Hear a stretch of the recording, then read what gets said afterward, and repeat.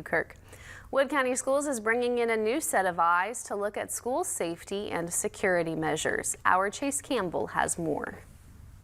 Wood County Schools have hired National School Safety and Security Services, a Cleveland-based firm that specializes in school-specific security. The consultancy firm is assessing school security measures across the district and will provide recommendations for improvement to school officials. National School Safety and Security Services President Ken Trump explains how their process works. Before we come in, we look at what's on paper. Then we talk to the people in the district office and then come to the building. So our job is to look for any types of disconnects between policy, paper, and practice to make sure that things are aligned, what their procedures say they're doing. Are people doing those things, or do you need to change the procedures? Trump says improving security in schools isn't always about technological solutions like metal detectors and surveillance. There's a lot of talk in the field about security technology, hardware, and products, but target hardening.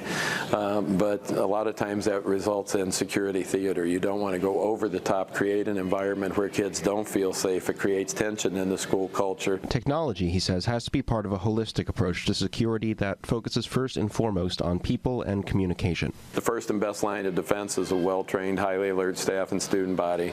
The number one way you find out about weapons, plots, and threats is when a kid comes forward and tells an adult that they trust, and it's about creating a culture of see something, say something, and training people to do something.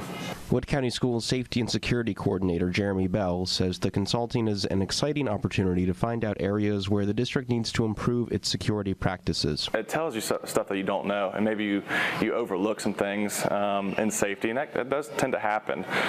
So it kind of gives you the overlook and what do we need to work on, that type of thing. So that this is going to help out a ton.